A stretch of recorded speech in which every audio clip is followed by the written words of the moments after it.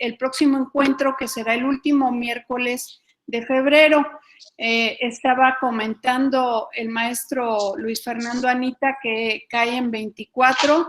Hay cierta preocupación porque sea una fecha feriada y como en las ocasiones de febrero, lo podríamos mover, anticipándolo.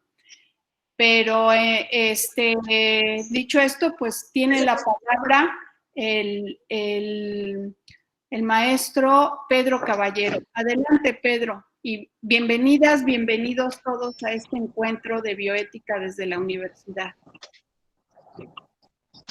Hola, ¿qué tal? Muy buenas tardes a todas y a todos. Sean bienvenidos, bienvenidas a este penúltimo encuentro de un ciclo que nos ha llevado un año de trabajo, de tal manera que pues nos sentimos honrados con la presencia de todas y todos ustedes en este foro. Quisiéramos invitarles para el día 24 de febrero, que tendríamos la última sesión de este primer ciclo de conferencias de bioética desde la universidad. Para ese día tenemos contemplada la conferencia El ejercicio profesional en los tiempos del COVID, un compromiso bioético. Esta conferencia nos la impartirá el maestro Eduardo Farías Trujillo de la Universidad Autónoma de Querétaro, y que ya desde este momento pues él se encuentra en toda la disposición para este trabajo. Así es que están cordialmente invitados para que nos acompañen en el cierre de este primer ciclo y con el entusiasmo y las ganas de continuar en este trabajo. Así es que siéntanse bienvenidos y pues les cedo la palabra al doctor Anita, por favor. Que tengan muy buenas tardes y espero que este banquete académico lo disfrutemos todos. Bienvenidos, muchas gracias. Gracias, maestro Pedro Caballero, le agradezco. Pues buena tarde. A veces la tecnología es muy benévola y generosa con nosotros, no es tanto así.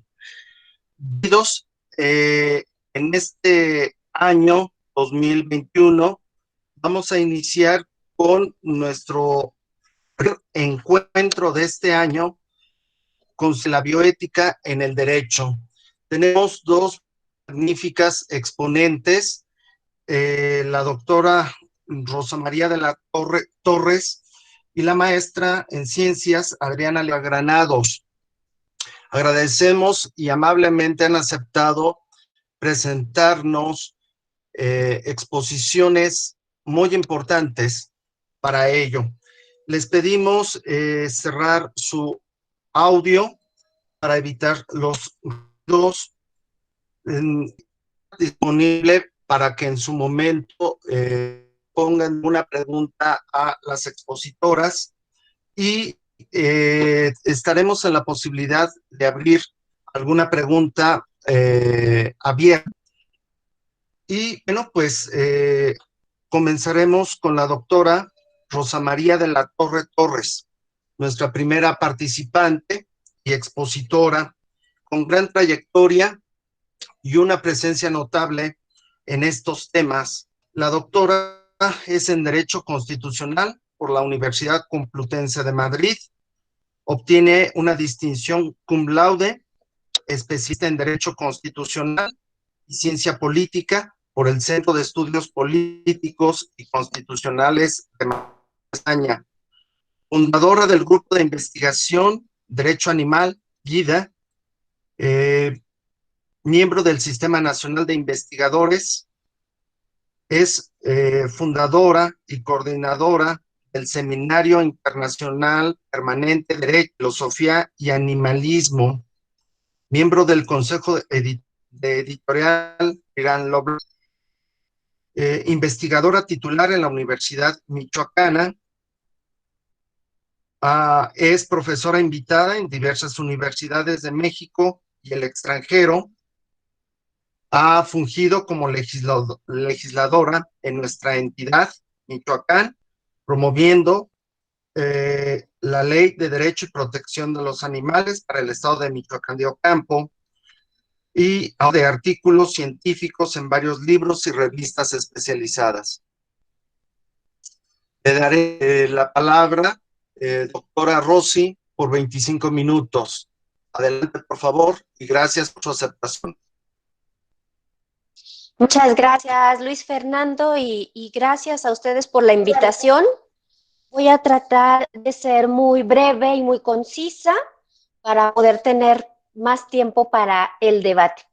El tema que platicamos con Cristina y que quiero poner a su consideración es el tema de la ineludible necesidad jurídica, científica y ética de que todas nuestras dependencias universitarias cuenten con los correspondientes comités universitarios de bioética, no solo porque son una obligación jurídica, como vamos a ver, sino porque son cada vez más una demanda de pertinencia científica. La mayoría de las revistas internacionales de calidad reconocida exigen para publicar cualquier estudio que tenga o presente resultados o avances de los mismos, de experimentos realizados con animales o de prácticas de docencia realizadas con animales, que estas prácticas hayan contado con el aval de un comité institucional de bioética. Desafortunadamente, muchas instituciones en nuestro país no solamente carecen de este tipo de organismos, sino que hacen caso omiso a las recomendaciones internacionales y nacionales sobre el tema. Como seguramente ya lo han analizado, porque entiendo que ha sido objeto de lecturas previas, la norma oficial mexicana 062 de 1999 establece una serie de especificaciones técnicas para la producción, el cuidado y uso de animales en laboratorio. Pero aquí quiero hacer el primer llamamiento a no engañarnos por el título de la norma. No solamente aplica para los animales que son utilizados en lo que tradicionalmente conocemos como laboratorios de experimentación, sino también, y como vamos a ver más adelante, se puede extender a los animales que son utilizados en cualquier procedimiento de investigación científica, de enseñanza y docencia o de innovación tecnológica.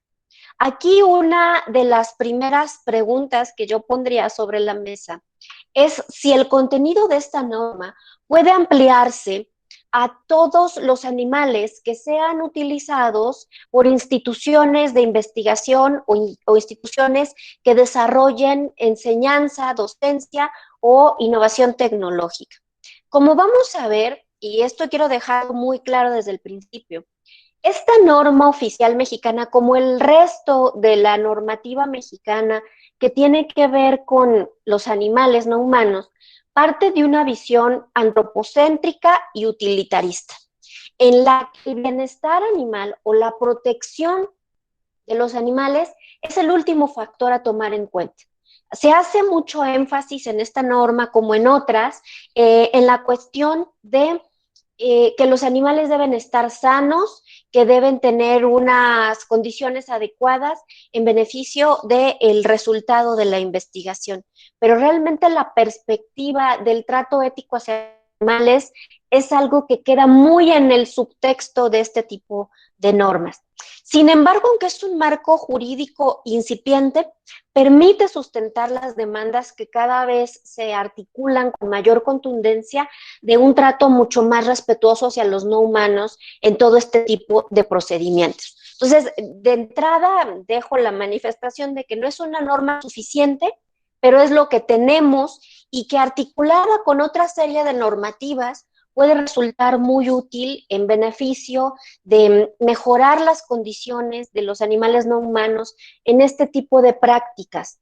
Aunque, bueno, aquí hay que decirlo, para quienes me conocen saben que encabezo un grupo de investigación por los derechos de los animales y desde esta perspectiva el tema del uso de los animales en experimentos y docencia suele ser un tema controversial. Sin embargo, pues estamos buscando lo posible dentro de lo deseable, así que estas son las normas con las que tenemos que trabajar ahora.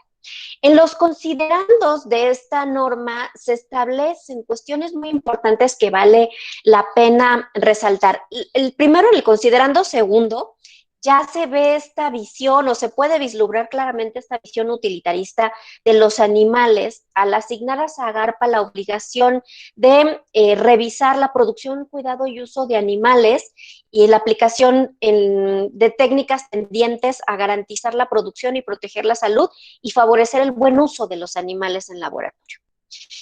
También señala considerando, y hay que retomar que esta norma es de 1999, es decir, tiene más de 20 años, ya hablaba de la falta de regulación y de la falta de consideraciones éticas en muchas de las prácticas que se realizan en muchos de los laboratorios.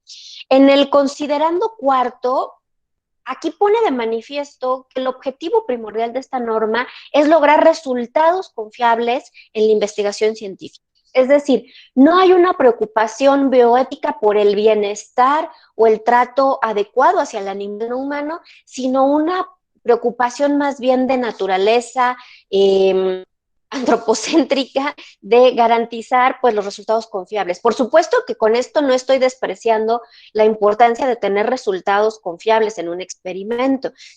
Sin embargo, pues es evidente que esta es la preocupación primordial de este tipo de normas, ¿no?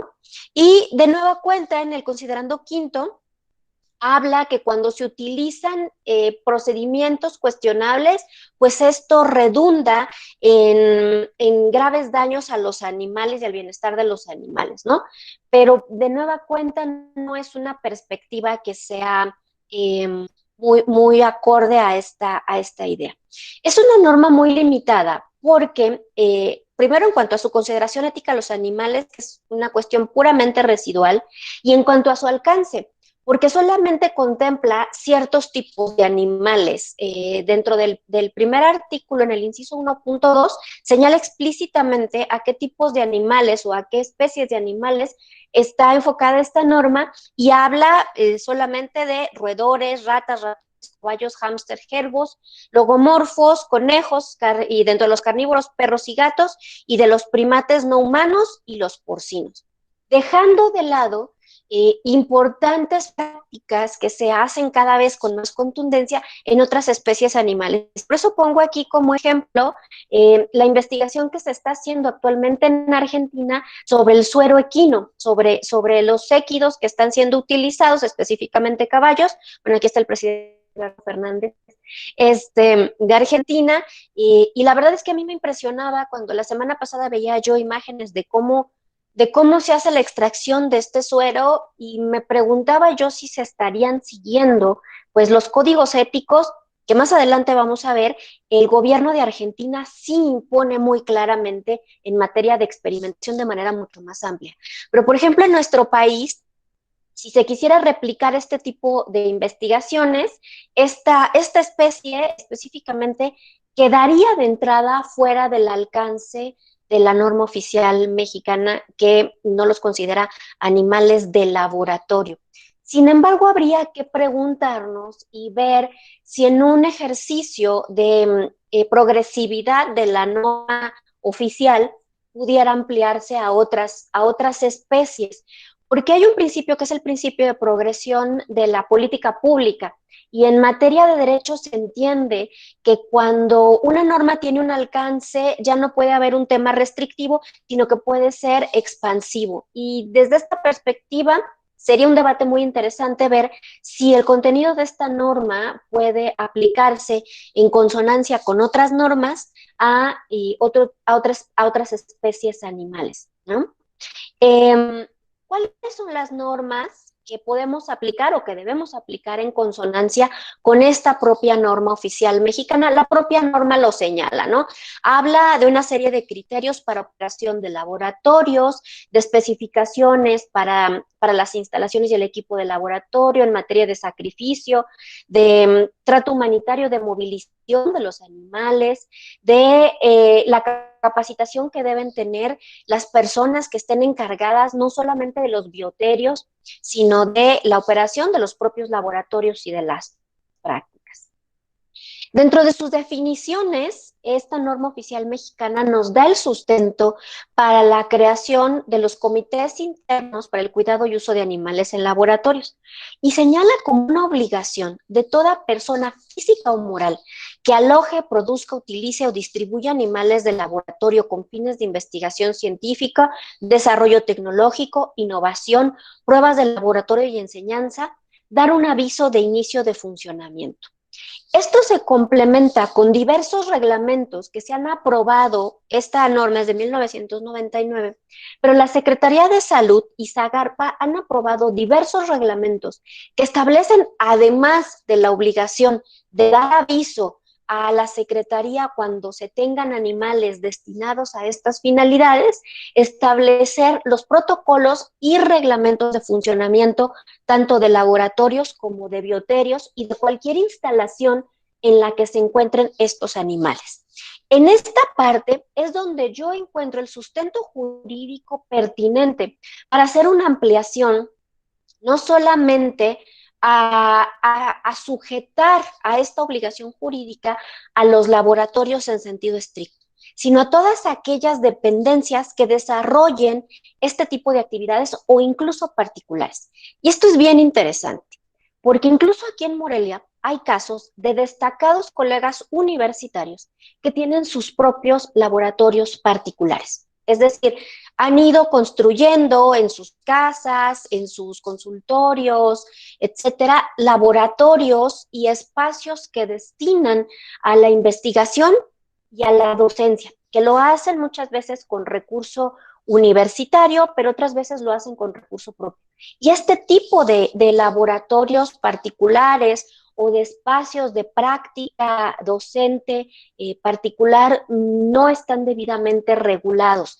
Y lo digo con pleno conocimiento de causa. Sé, por ejemplo, el caso de varios colegas de la Facultad de Medicina que están desarrollando investigaciones muy importantes, pero que están manteniendo animales para experimentación y están desarrollando estos experimentos pues en espacios particulares, en espacios privados que pues no están sujetos a ninguna regulación.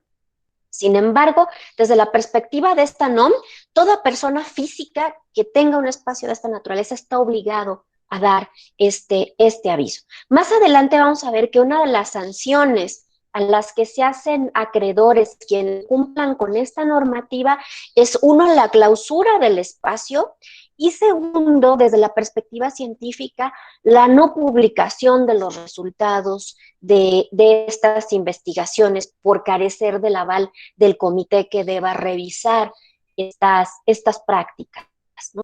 En el caso de estos comités, de los comités internos, se habla específicamente de instituciones para investigación científica o instituciones mixtas, ¿no? Que pueden ser las que se dedican tanto a la investigación como a la docencia, como a la innovación, pero también valdría la pena pensar en instituciones como nuestra máxima casa de estudios, que también desarrolla actividades de conservación de ciertas especies, ¿no? Aquí puse este logo porque me llama mucho la atención que en otros países parece ser un tema mucho más normalizado que en el nuestro la existencia de este tipo de comités institucionales en materia bioética.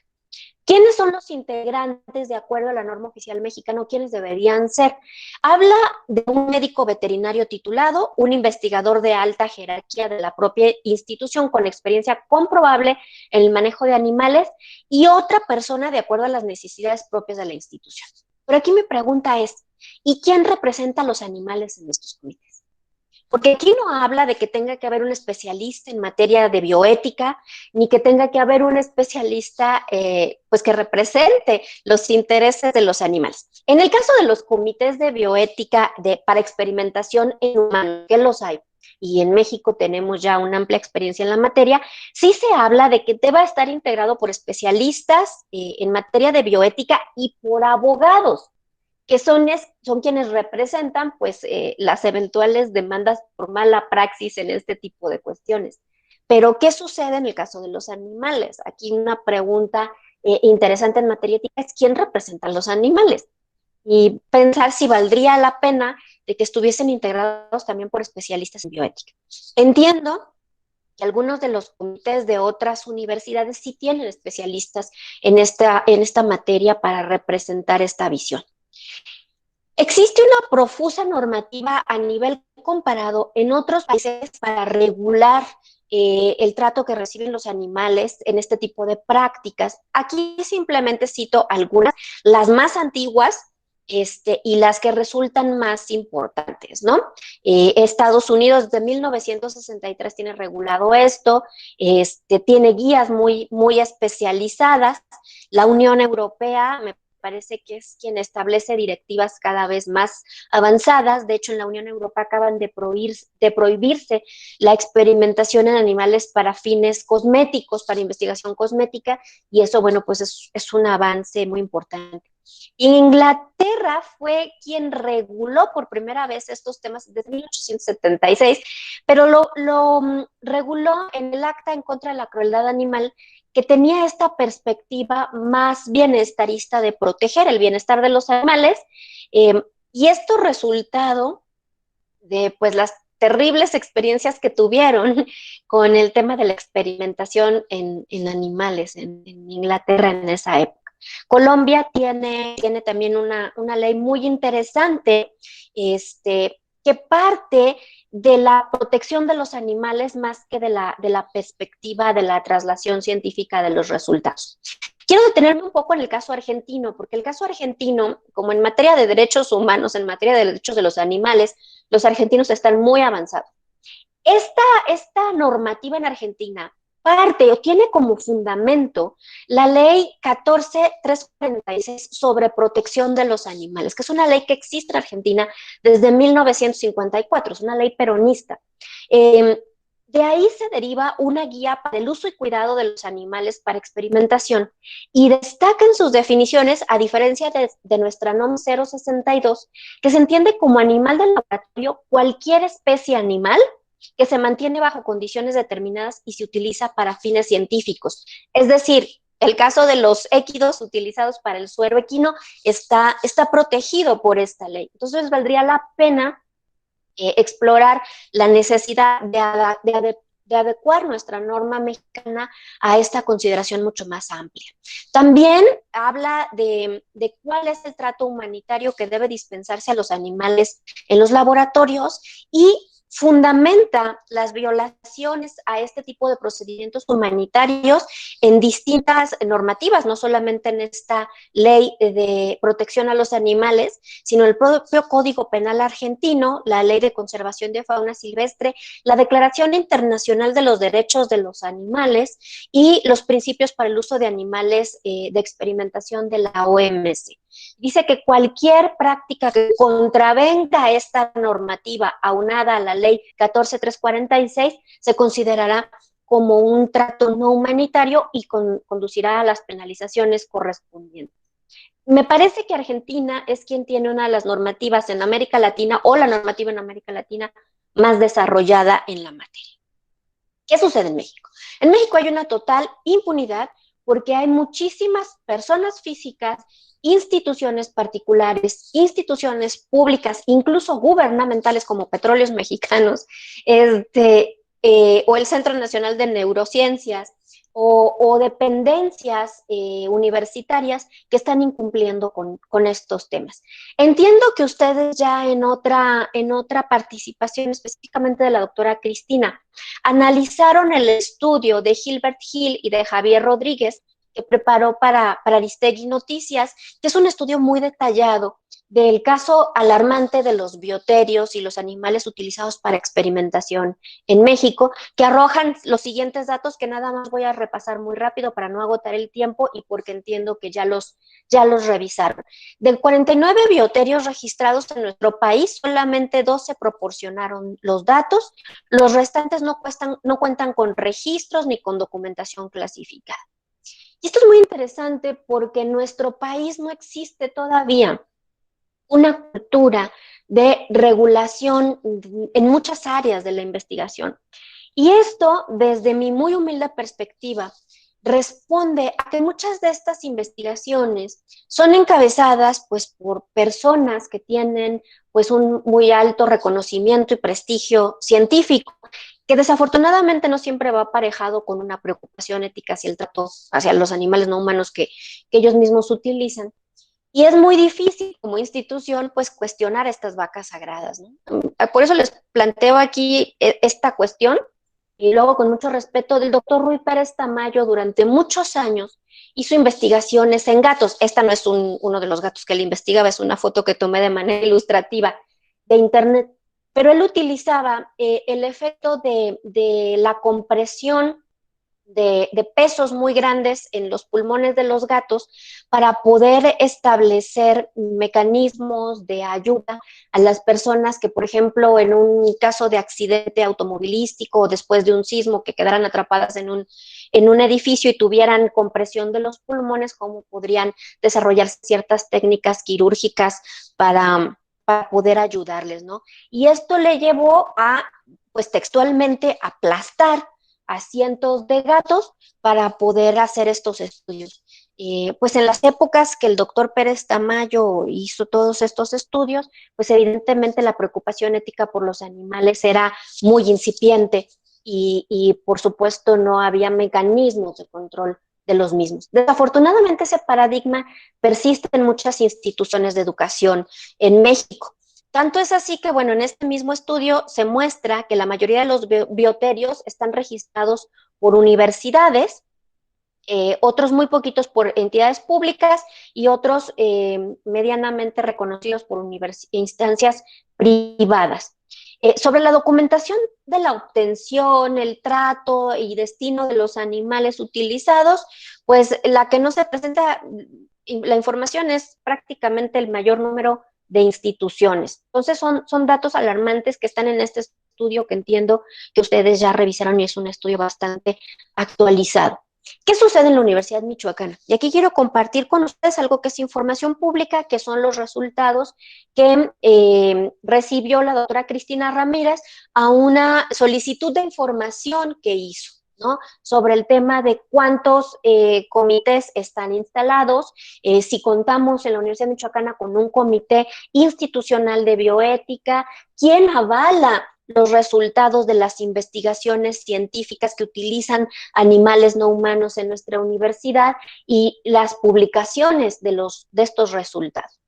Es interesante señalar, por ejemplo, Veterinaria respondió a esta solicitud de información que se están dando desde 2018 a cabo acciones para establecer el vivario bioterio de roedores de la Facultad de Medicina Veterinaria y Zootecnia.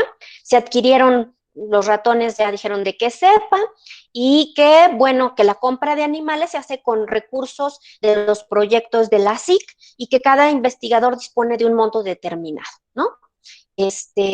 Incluso dice que en el caso particular se autoriza la compra de animales de laboratorio, cargo a los proyectos y tal, pero no nos dice nada más.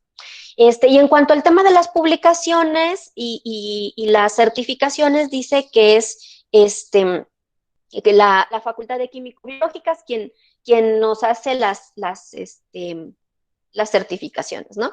En el caso de biología es muy interesante porque señalan que no tienen un comité interno para el cuidado de animales en el laboratorio.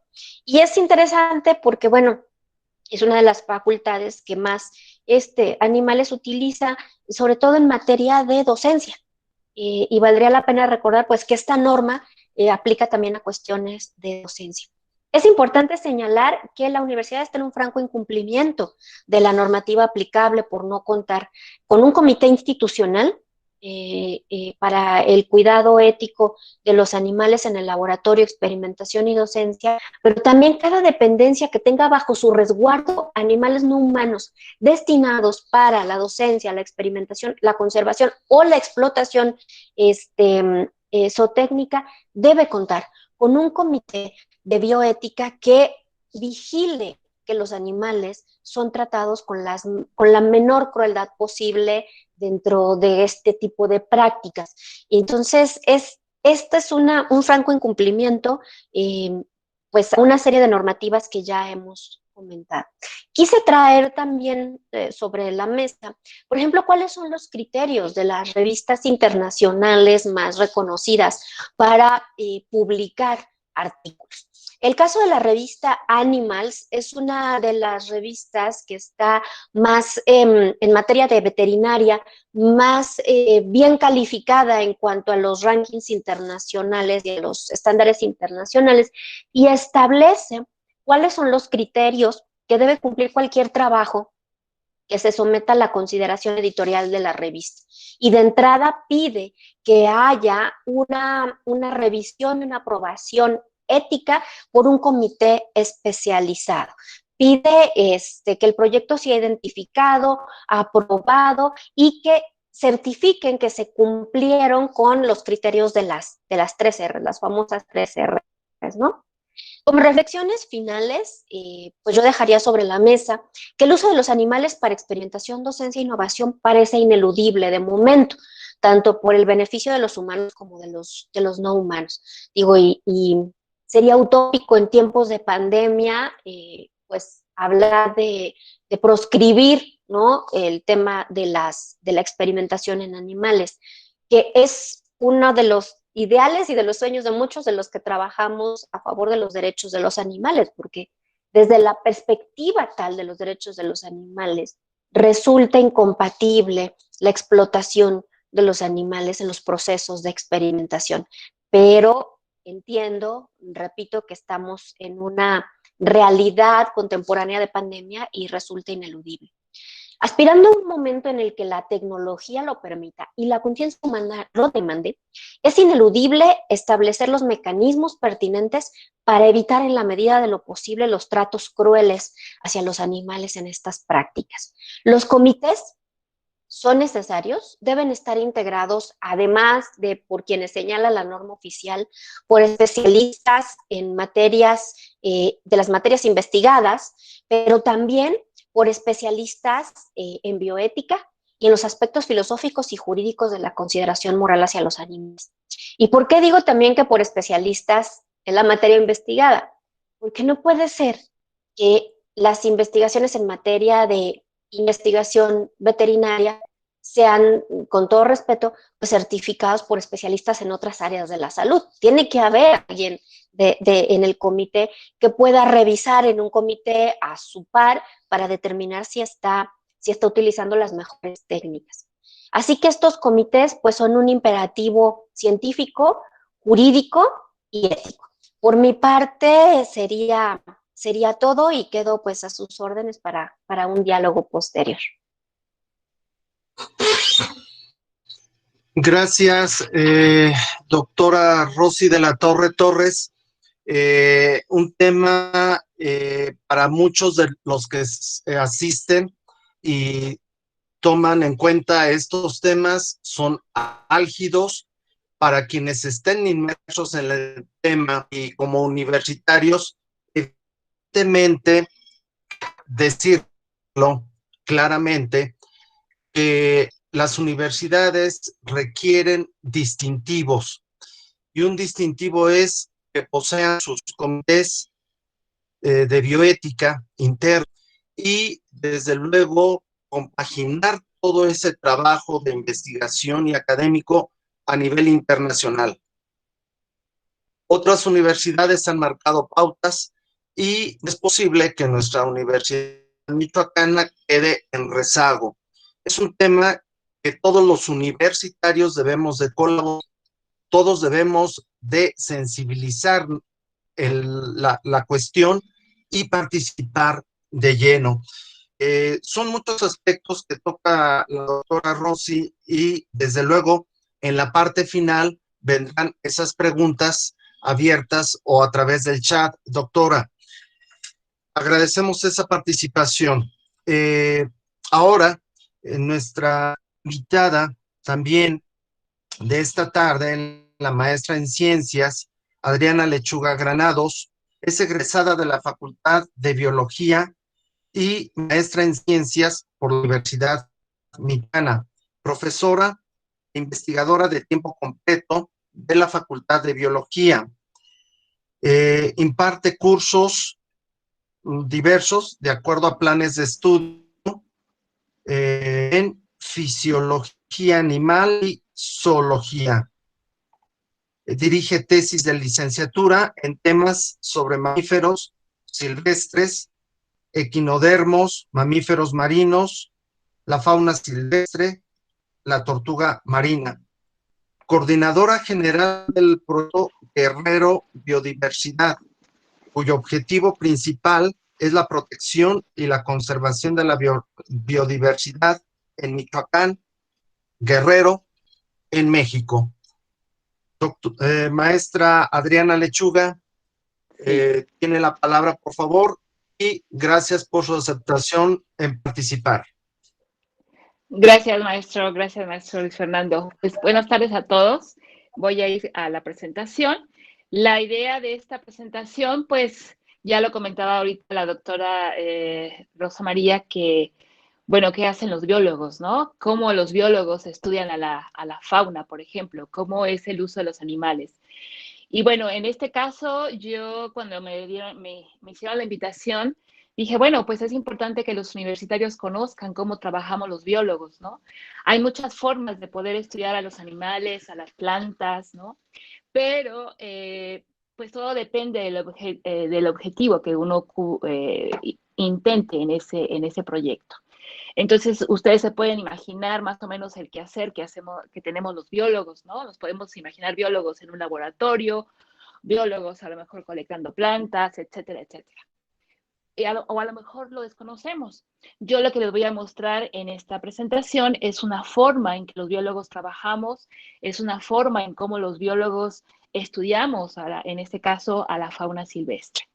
Entonces yo voy adelante con la presentación. La he titulado Bioética en el estudio de la biodiversidad. Es cómo los biólogos utilizamos este concepto de la bioética, ¿no? En lo que hacemos. Bueno, un poquito de historia es para que ustedes conozcan, ¿no? Cómo es que nace este proyecto del cual les voy a hablar. Hace algún tiempo, en febrero del 2017, por invitación de uno de nuestros alumnos de nuestra facultad, en aquel entonces estaba en tercer semestre, yo tenía que realizar prácticas en campo y yo pues generalmente iba a Zihuatanejo o a Iztapa, entonces me decía él, no maestra, vámonos a otro lugar muy cerca y más bonito. Y bueno, llegamos a un grupo de casi 200 personas, una docena aproximadamente de profesores y técnicos, donde llevamos a todos los chicos que tenían que hacer sus prácticas de campo en aquel entonces en tercer semestre.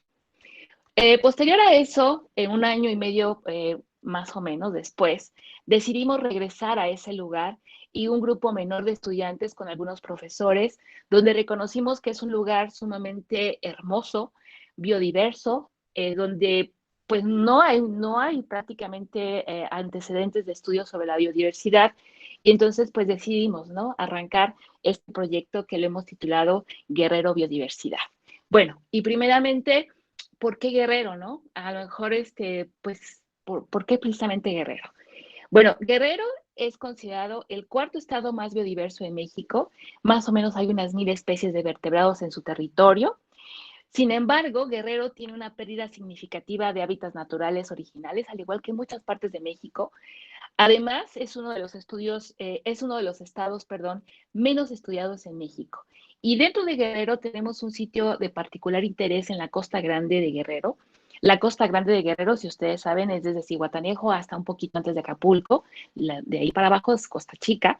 Pero bueno, en Costa Grande encontramos bahías de Papanoa, donde hay diferentes playas, muy bonitas todas. y también está incluida algunas de estas playas en un área natural protegida que se cataloga como Santuario de Tortuga Marina, Playa Piedra de Tlacoyunque. Ese es el nombre, pero son varias playas, ¿no? Más o menos son como unos 12 kilómetros, ¿no? De playas. Entonces, en Guerrero Biodiversidad, pues hacemos diferentes tipos de proyectos. Es una forma en cómo los biólogos trabajamos, cómo estudiamos la biodiversidad y pues nos enfocamos básicamente al estudio de fauna silvestre, tanto terrestre como acuática. Aquí tengo algunas de las imágenes de mis estudiantes, ¿no? Algunos chicos tesistas de licenciatura que hemos trabajado en el estudio de la fauna. ¿Quiénes son? ¿Quiénes integran a Guerrero Biodiversidad? Bueno, somos un grupo de profesionistas dedicados a la protección y conservación de la biodiversidad, así como a la concientización y sensibilización de la importancia de nuestros recursos naturales. Somos investigadores, somos tesistas, somos estudiantes, somos prestadores de servicio social y tenemos un grupo bien interesante que es un grupo de jóvenes voluntarios que viven en Guerrero, que muchos de ellos tienen formación bachillerato o algunos están estudiando la licenciatura en Guerrero o en otra parte del país, pero que se han sumado a las acciones que hacemos en el proyecto. Hasta ahorita, ¿qué hemos logrado? Bueno, hemos reconocido ya en este tiempo que tiene el proyecto, casi ya 3 años, pues hemos reconocido la riqueza biológica de fauna terrestre y marina en bahías de Zihuatanejo, en bahías de Papanoa, en bahías de Acapulco, en el estado de Guerrero. Hemos hecho, como dijo bien ahorita el maestro Fernando, hemos hecho estudios diversos sobre equinodermos, ahorita vamos a conocer qué es esto un poquito, peces, quirópteros y mamíferos terrestres y marinos. Les voy a platicar un poquito de cada uno de los proyectos que realizamos para que ustedes reconozcan qué es lo que hacemos con nosotros como biólogos y ese sentido que yo por eso entré a este encuentro porque me encanta, ¿no? Todo esto que tiene que ver con la bioética. Bueno, en este proyecto, equinodermos, bueno, ¿qué son los equinodermos? Los equinodermos los conocen ustedes como las estrellas, los erizos, los pepinos, las galletas, ¿no? Las estrellas de mar. Aquí están en este grupo marino tan interesante. Nosotros hemos registrado equinodermos en toda Costa Grande, en playas y bahías de Guerrero, desde Acapulco a Zihuatanejo. Hemos utilizado diferentes técnicas para el estudio de este grupo, por buceo libre, con buceo scuba o colecta directa de algunos ejemplares. Tenemos hasta ahorita 80 especies registradas en todo lo que es desde Acapulco a Zihuatanejo. Este estudio es relativamente reciente, obviamente en Guerrero y obviamente pues para México, ¿no? Lo que hemos encontrado, los resultados que tenemos demuestran que el estado de Guerrero ocupa el primer lugar en número de especies de equinodermos en el Pacífico Sur mexicano, ¿no? Lo cual para nosotros es pues sumamente importante. Otro proyecto que realizamos como biólogos es participar en la protección y conservación de tortugas marinas en este santuario que se llama Playa Piedra de Tlacoyunque en este estado. ¿Qué es lo que hacemos? Bueno, ¿qué es lo que hemos reconocido? Nosotros tenemos identificados hasta un poquito más de 10 diferentes campamentos con diferente forma de trabajar, con diferente número de personas, algunas personas por cuidar a las tortugas marinas lo hacen de una manera determinada, otros usan otra forma de trabajar. Pero bueno, lo importante es que cada uno de estos campamentos, a sus medidas, a sus logros, a sus posibilidades, han trabajado en la conservación de las tortugas marinas, ¿no? Entonces, más o menos 10 campamentos y los apoyamos colaborando con ellos, con cada uno de estos campamentos, junto con algunas autoridades, con los grupos locales, para implementar medidas de protección, de conservación y cuidados al ambiente. Por ejemplo, a lo mejor a ustedes se les hace raro estos nombres científicos que voy a proyectar aquí, pero bueno, son 4 nombres científicos de 4 diferentes tortugas marinas, y si ustedes se fijan, esta tablita que dice IUCN es una instancia internacional que las cataloga con cierto estatus de conservación. Por ejemplo, estas 2 primeras son especies vulnerables, una especie está en peligro de extinción y otra está en peligro crítico. Mientras que instancias nacionales como la Semarnat las cataloga todas especies en peligro de extinción. Entonces, imagínense el gran número de tortugas marinas que arriban a estas costas, ¿no? Si decimos que hay 5 o 7 en México, bueno, de esas, al menos 4 llegan a este santuario.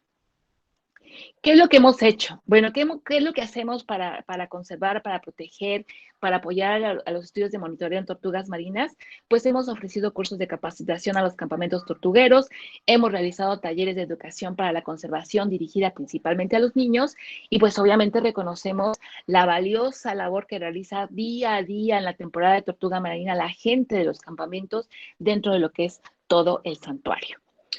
Otro proyecto que también hemos realizado y que tiene que ver con esto, nosotros cuando íbamos a Guerrero, para nosotros era muy triste, ¿no? Y lamentable observar con cierto avance en carretera, ver animales atropellados, ¿no? Entonces, una chica, Carla, mi estudiante, está a punto de titularse, empezamos a hacer un trabajo que se titula Incidencia de atropellamiento de fauna silvestre en la carretera federal Papanoa-El-Cojilote en Guerrero, México, ¿no?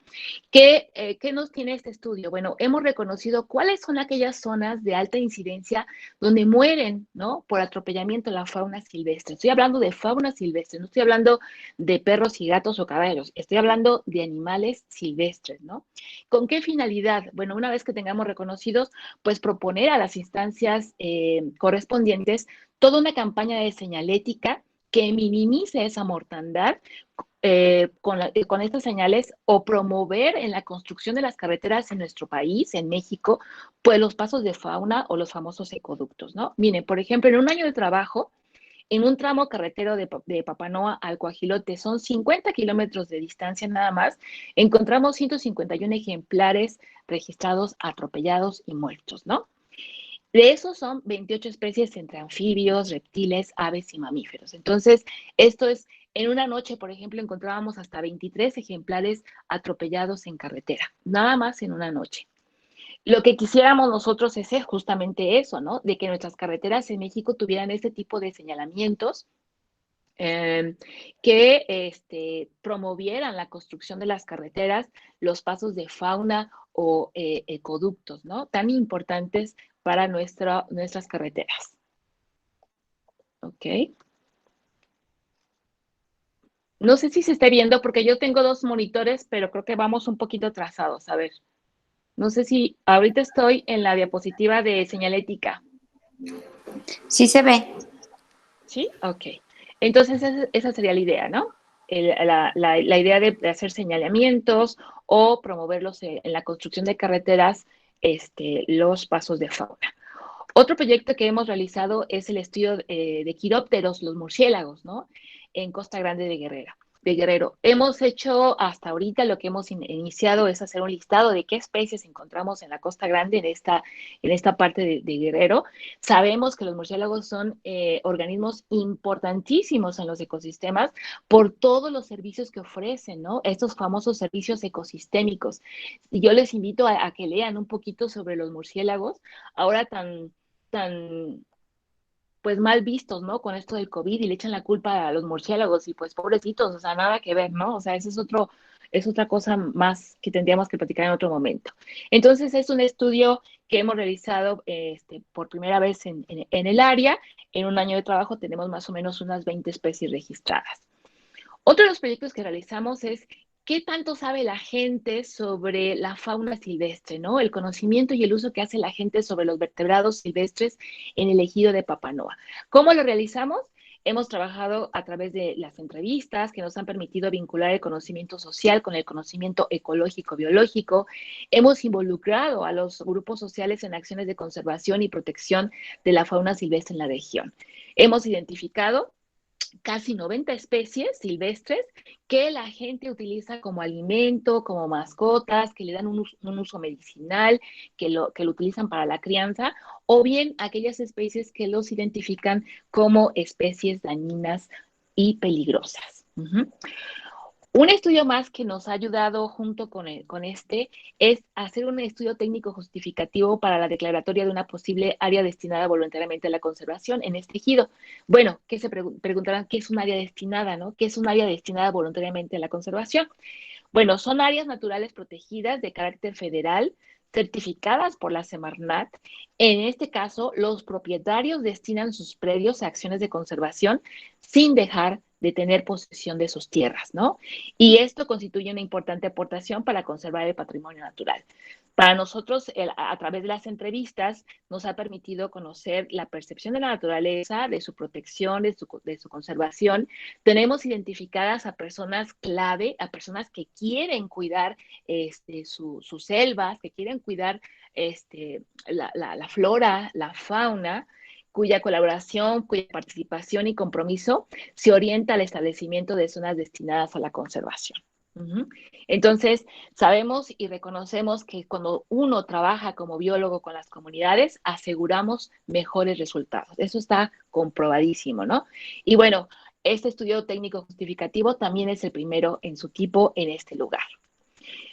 Otro más, ya casi no lo voy a borrar mucho, pero bueno, uno de los más es que también nosotros monitoreamos y registramos a fauna silvestre a través de fototrampeo.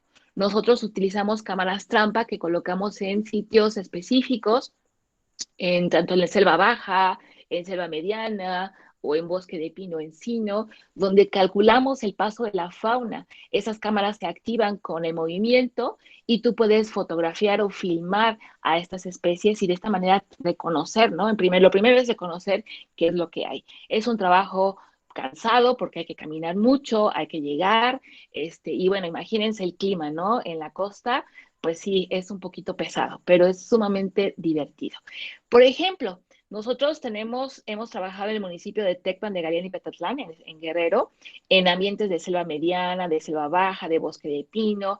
Es un clima cálido subhúmedo. Hemos puesto cámaras desde los 0 metros a los 1500 metros sobre el nivel del mar. Tenemos hasta 20 estaciones, un poquito más de 20 estaciones donde ponemos las cámaras.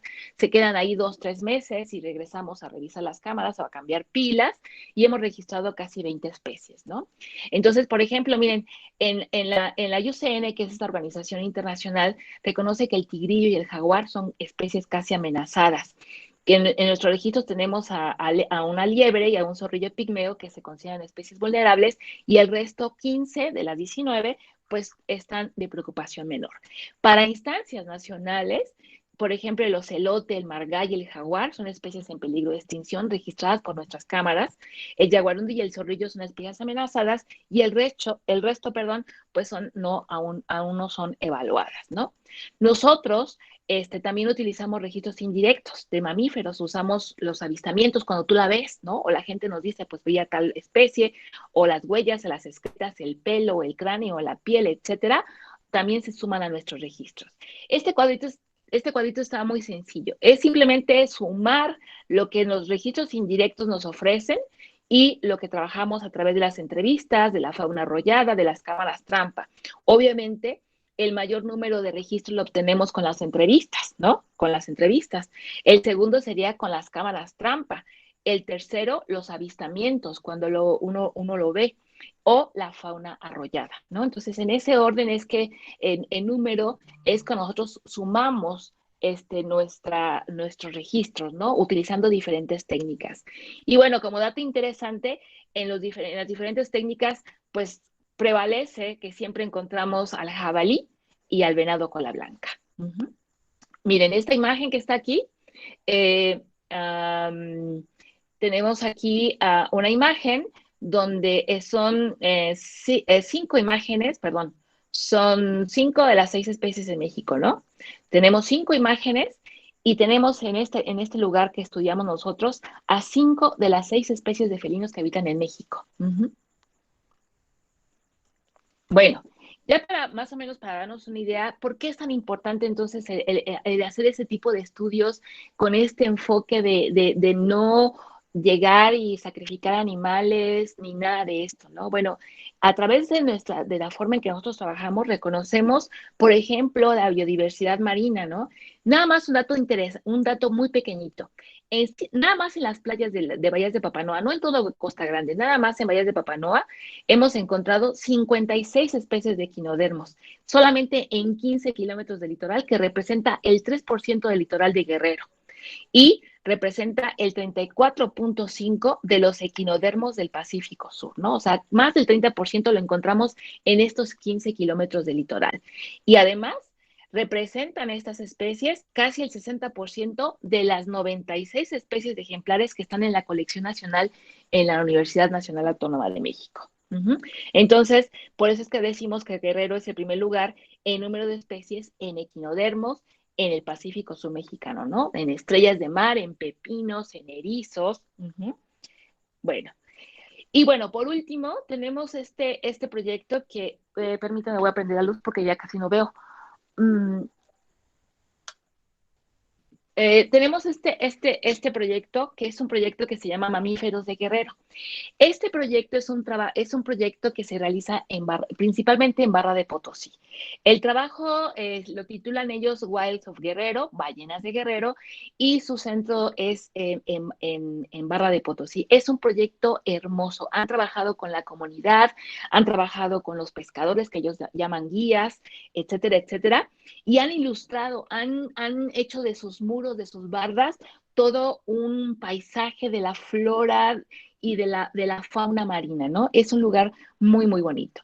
Ellos trabajan la investigación sobre mamíferos marinos que habitan y que visitan las costas de Guerrero, específicamente desde Ixtapa hasta un poquito más abajo de Barra de Potosí. Ellos colaboran y participan con la comunidad, desde los niños, los jóvenes, las mujeres y pescadores, ¿no? Y bueno, se ha demostrado que ahora la cooperativa turística ha superado a la cooperativa pesquera, ¿no? Aquí tenemos algunas imágenes de cómo trabajan.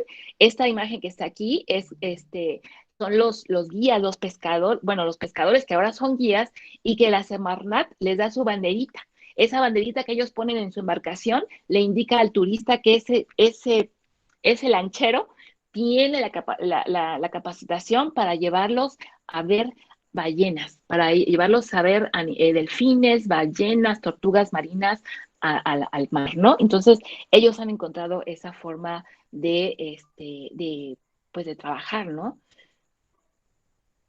Miren, nada más para que ustedes conozcan, en Costa Grande, en Guerrero, habitan y visitan 20 especies de mamíferos marinos, ballenas, delfines, lobos marinos serían los principales.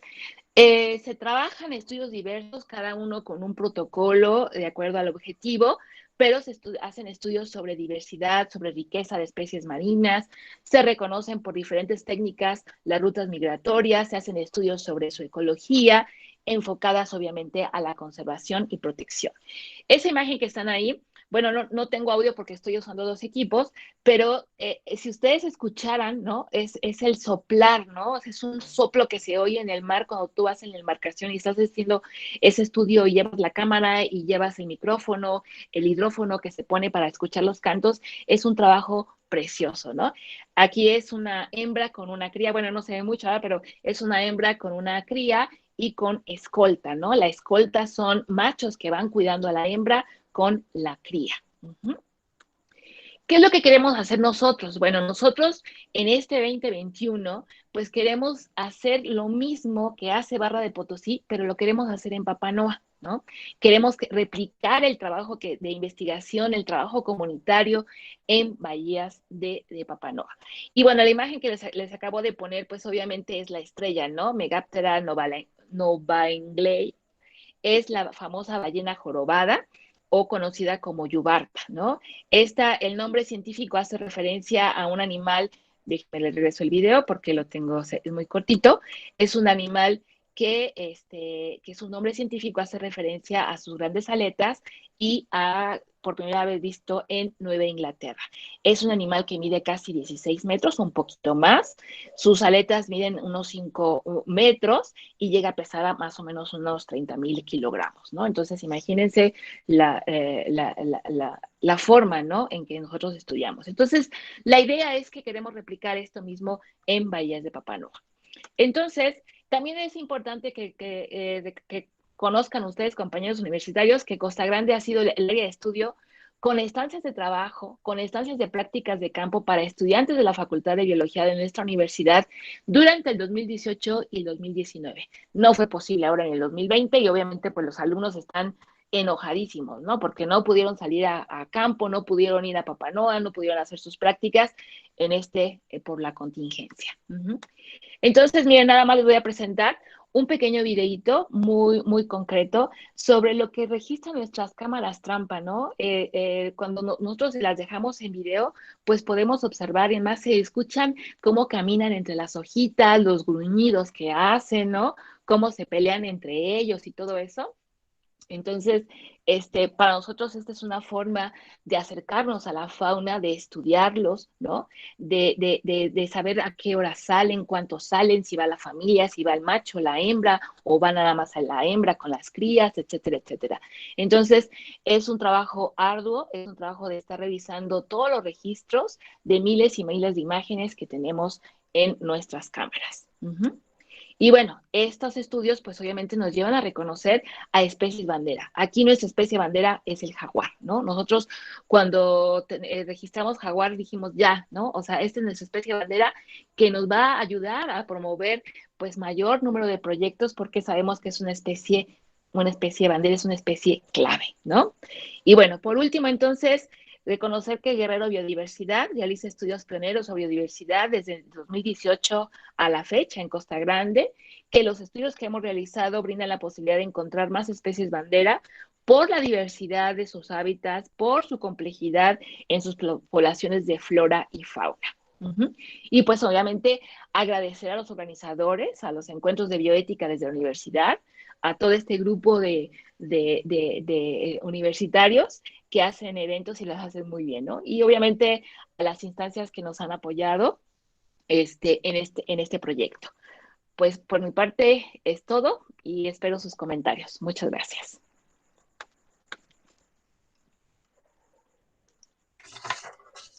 Gracias, doctora maestra Adriana Lechuga Granados. Ha sido espectacular escucharles, al igual que la doctora Rosy de la Torre. Lo digo personalmente, pero también me avala muchos de los asistentes que han enviado una buena cantidad de felicitaciones y reconocimiento por la calidad y el nivel, y sobre todo han hecho un énfasis de ser conocedoras amplias del tema. Así es que nos congratula mucho que dentro de nuestra universidad hay gente muy valiosa. Vamos a abrir un espacio para preguntas y respuestas. Me gustaría abrir que se hiciera alguna pregunta abierta y que nos pudieran dar la mano y dar la palabra y hagan las preguntas o planteen alguna cuestión para nuestras expositoras el día de hoy. Desde luego en lo que se va, ¿sí? Te quería en lo preguntar, que, perdón, sí, Luis, Rosy. perdóname por la interrupción, Luis Fernando. Te quería preguntar si No, pudiera dar respuesta a un par de preguntas que me hicieron por el chat, porque no quise contestarlo por Adelante, escrito por favor. por respeto a la doctora Lechuga, para no distraer a los asistentes de su maravillosa exposición, y quiero aprovechar para felicitarla por el magnífico trabajo que hacen por la conservación. La verdad, Adriana, me encantan.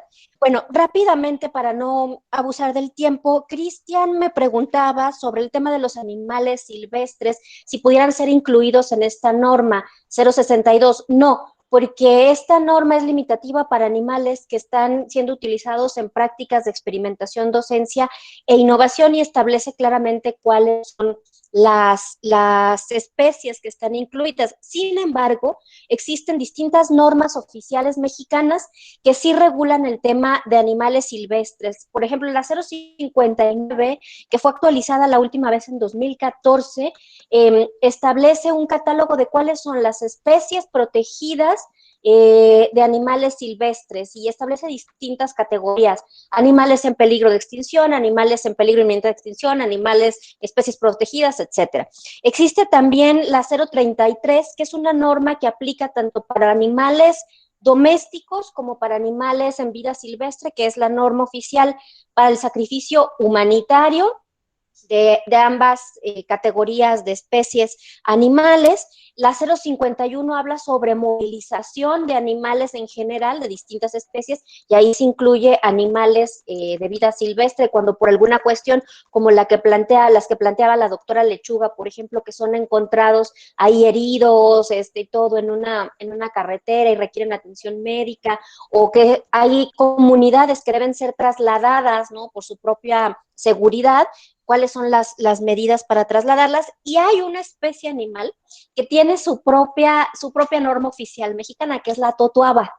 La totoaba tiene la norma 169, al considerarse una especie tan especial, tan protegida, pues por lo que hemos sabido nosotros de el tráfico y lo valioso que es a nivel internacional este espécimen en el tráfico, en el mercado negro, se sacó una norma oficial especial para esa especie, pero es la única especie animal que tiene su propia norma oficial mexicana. ¿Cuál es el mecanismo? Me preguntaba Adriana, para poder modificar o ampliar una norma oficial mexicana. La norma oficial mexicana no son leyes en sentido estricto, son normas de carácter técnico que emiten las dependencias del gobierno federal para regular técnicamente los aspectos técnicos de ciertas prácticas o actividades. Hay una ley, depende, o sea, derivan, es así, de una ley, que es la ley de metrología y normalización, y dentro de esta ley se establece que tiene que haber un plan de revisión quinquenal de estas normas. Pero esto no es óbice para que, por ejemplo, las legislaturas locales, los ayuntamientos, los propios gobiernos estatales u otras dependencias puedan instar a que haya una revisión y una actualización. Incluso las universidades y el sector del sector social puede participar pidiendo, haciendo estas solicitudes de actualización, como se han hecho en otras ocasiones. Y cuando me preguntaba también, Adriana, sobre el tema de si se puede concatenar las normas oficiales con las leyes de protección a los animales, sí. De hecho, cuando estuvimos trabajando la ley para el reconocimiento de los derechos y protección de los animales en el estado de Michoacán, establecimos un capítulo 12, capítulo 12, que habla de animales para experimentación específicamente, y establece una correlación y obligaciones entre las autoridades federales y las autoridades estatales y municipales para poder hacer efectiva toda la normativa nacional, internacional y estatal en materia de protección de los animales que son utilizados en la experimentación. Muchísimas gracias, esas serían mis respuestas. Gracias, doctora Rossi. Si alguien desea hacer una pregunta abierta a nuestras exponentes del día de hoy, está abierto.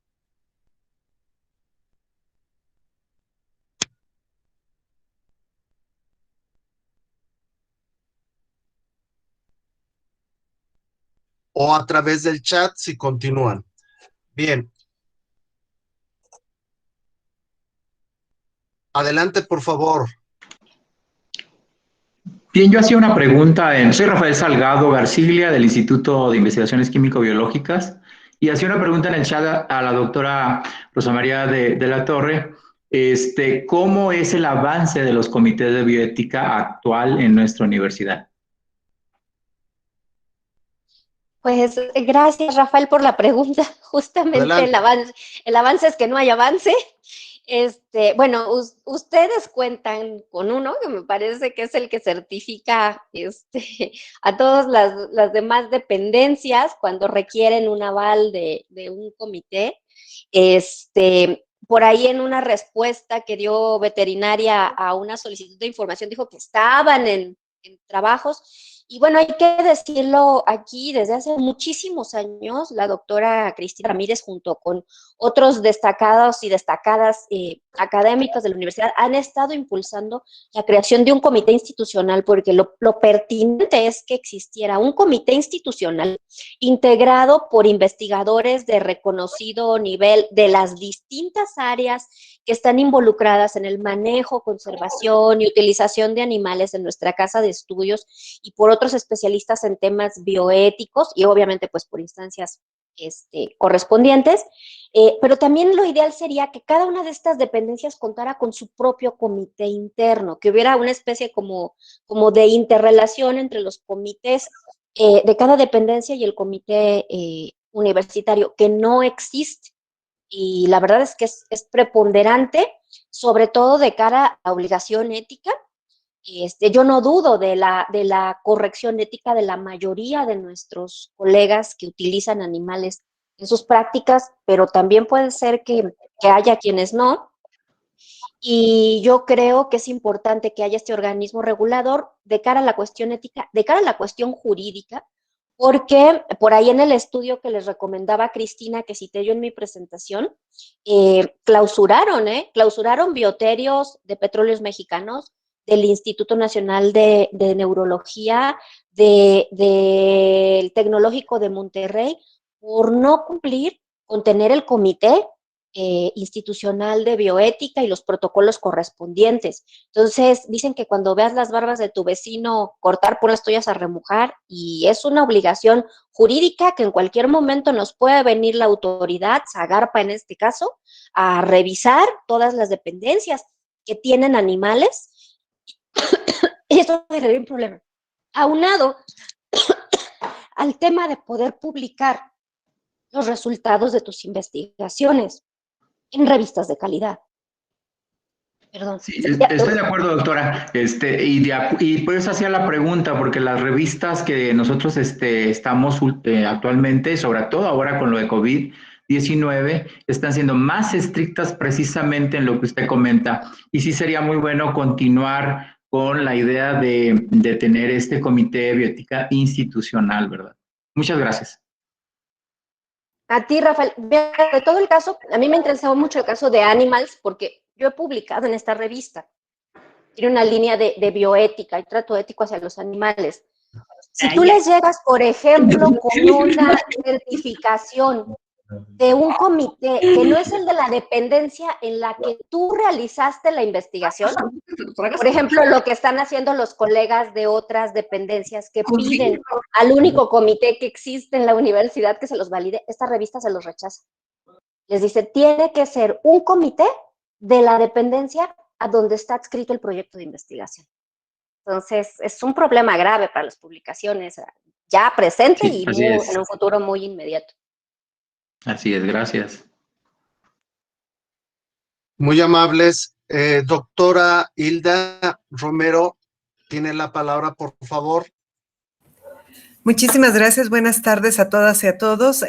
Yo quisiera preguntar a la doctora Lechuga sobre la Universidad Autónoma de Querétaro. Tenemos un especialista en reintegración o reincorporación de la fauna depredadora a lo que son el ambiente natural en México. Sin embargo, parte de las cuestiones que nos hemos realmente puesto a reflexionar en los comités de ética es respecto a que se están reintegrando a espacios que ya no están en equilibrio, en donde ya existe una invasión de personas humanas de los espacios que utilizaban las personas no humanas depredadoras. Entonces, ahora el problema se puede incluso convertir en un riesgo para el resto de las comunidades. Doctora, ¿nos pudiera informar cuáles serían las consideraciones éticas en estos puntos, por favor? Gracias. La reintroducción de ejemplares, ¿no? Usted se refiere a reintroducir ejemplares que en algún momento dado, en algún tiempo, estuvieron ahí, desaparecieron por cacería, por el cambio de uso de suelo, a zonas agrícolas o ganaderas, y que se regresan, ¿no? No, yo creo que aquí, por ejemplo, el caso de más conocido y más escuchado es el lobo mexicano, ¿no? El lobo mexicano que habitaba en nuestros espacios, pero obviamente esos terrenos ya cambiaron, el uso es diferente. Tú no puedes llegar a depositar una especie que vivía hace un tiempo en ese lugar, pero que las condiciones han cambiado. O sea, no es posible. Para eso se requiere toda una serie de estudios, ¿no? Simplemente el reintegrar un ejemplar, por ejemplo, yo me pongo a pensar, los ejemplares que decomisan, ¿no? hace poquito vi una noticia que se llaman cotorritos en botellas de PET, ¿no? Los meten en la botellita de PET y ahí los trasladan en cajas para traficar con ellos. Entonces, imagínense, si ustedes recuperan ese decomiso, ¿a dónde lo vamos a llevar? O sea, no porque es un ave y todo eso, primero hay que ver su condición de salud, a ver a qué lugar. No por ser un ave puede vivir en cualquier parte, no, eso necesita toda una serie de estudios, de conocer exactamente su distribución. Yo, por ejemplo, les puedo contar mi experiencia. Nosotros ahí en Valles de Papanoa, es increíble, nosotros subimos, ¿qué les gusta? 1 hora y media o 2, de 0 a 1500. Es a 1500 metros sobre el nivel del mar. Es una corta distancia. Allá tú estás arriba en un bosque de encino pino, o más bien de pino, y ves el mar. Es impresionante. Entonces tú no puedes tener una especie que viva en ese ambiente con una temperatura, con una altura, con un tipo de vegetación, con un tipo específico de alimentación. Aunque sea muy cerquita, tú no la puedes mover. Eso no se puede hacer, ¿no? Eso requiere mucho tiempo de estudio, ¿no? De historia, la historia de las especies, y no es tan fácil. No es tan fácil trabajar esto de reintroducir especímenes a su ambiente natural. Ahí está la clave, ambiente natural. Pero si tú lo vas a regresar a un ambiente ya perturbado, no va a tener éxito. ¿Sí? Eso no es posible, no va a tener éxito. ¿Ok? Agradezco los comentarios por ahí. Muchísimas gracias, colegas. Se ve que me quieren, se ve que me estiman. Muchas gracias. Adelante, maestro. Gracias, muy amables. ¿Alguien más desea externar a las participantes alguna inquietud, alguna pregunta que puedan ellas responder de favor? Buenas tardes. ¿Me puede dar la palabra? Adelante. Soy Jesús Campos. Adelante, por favor. Del Instituto de Químico-Biológicas. Es un comentario hacia la plática de la doctora Rosa María y aprovechando el comentario del doctor Rafael Salgado. Comento que yo estuve formando parte de la Comisión de Organización y Métodos del Consejo Universitario hace 2 años y 4 respectivamente, y se trabajó en este comité de bioética de la universidad, así como en algunos reglamentos de algunas dependencias, y entre ellas el Instituto de Químico-Biológicas. Los documentos salieron, ya están listos, se dejaron listos para que fueran sometidos al pleno del Consejo Universitario. Sin embargo, pues es evidente que a la fecha no han sido sometidos, y es un trabajo que fue arduo para todo el personal que trabajó en él, y sería yo creo pertinente que si hay consejeros universitarios conectados actualmente en esta reunión, retomaran esos proyectos, porque ya están muy avanzados, y es evidente que en la universidad pues no tenemos nada al respecto todavía aprobado. Gracias. Muy amable, maestro Jesús Campos. No sé si la doctora Ana Cristina pudiera hacer un comentario en torno a ello, de favor. Efectivamente, tiene toda la razón el doctor Jesús Campos. Los documentos fueron revisados por todas las instancias. Les puse no hace mucho en el chat un enlace a un sitio de internet en donde está registrada la actividad del grupo gestor desde 2011. Estamos trabajando muy hombro con hombro con la Universidad de Querétaro, con la Universidad de Guadalajara, con gente de la UNAM, y el documento, pues el borrador del reglamento de un comité institucional, porque es la institución la que tiene que dar cuenta de sus procedimientos, no los individuos, incluso no las unidades académicas. Es la institución quien tiene que rendir cuentas, y efectivamente no ha habido voluntad. Yo creo que es hora de pedirle a nuestros respectivos representantes, docentes, estudiantes y directivos de unidades académicas que por favor retomen o que vean la pertinencia de contar con un marco regulatorio que nos ponga en las líneas de cumplimiento, que son las elementales para poder estar en diálogo, en conversación y en buen trabajo ético con las otras instituciones y desde luego que con la sociedad. Ha sido una sesión extraordinaria. Quiero felicitar enormemente a nuestras ponentes invitadas. Desde luego que la línea continuará para poder dialogar y tener acercamientos y quizá otra invitación donde nos puedan ampliar información o comentar cómo se toman ciertas decisiones y qué marco de orientación puede ser el más adecuado. ¿Alguien más que quiera del grupo gestor tomar la palabra? Yo, Beatriz Salas. Adelante, Betty. Ok, buenas tardes a todos. Pues gracias por su participación.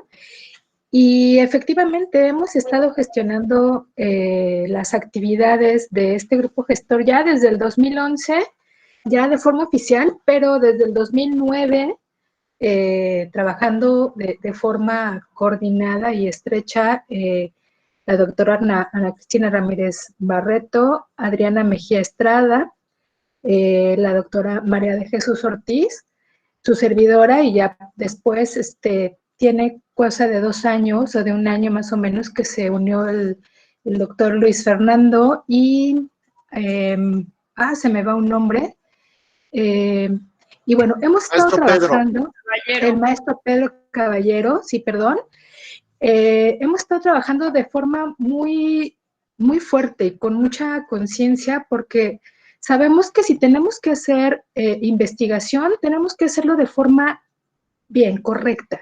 También la docencia, tenemos que, para saber dónde podemos ir aplicando todo este conocimiento, de entrada tenemos que saber cuáles son los individuos animales que estamos utilizando, qué cantidad de animales. No tenemos ese conocimiento, todo es un ocultamiento, es bien triste. Es muy triste que podríamos hacer las cosas perfectamente, pero no sabemos qué ocurre. Se nos ha detenido estos trabajos y pues lo voy a decir así abiertamente. Por ejemplo, estuvimos trabajando en el comité con el grupo gestor, obviamente, para que el comité de bioética de la Facultad de Veterinaria fuera la base para con lo que estábamos trabajando en el grupo gestor, y nos madrugaron, así tan fácil como eso, y hay un conflicto de intereses, porque la persona que está encargada del proyecto, de uno de los proyectos más importantes de la facultad, es la misma persona que es la encargada del comité de bioética. Entonces, cuando nosotros decimos que hay conflicto de intereses, inmediatamente, te lo toman como que si tuvieras un resentimiento, y no es eso, es que finalmente hemos estado trabajando durante mucho tiempo para que se hagan las cosas bien. Si ustedes pudieran darse el tiempo de leer lo de bioética, el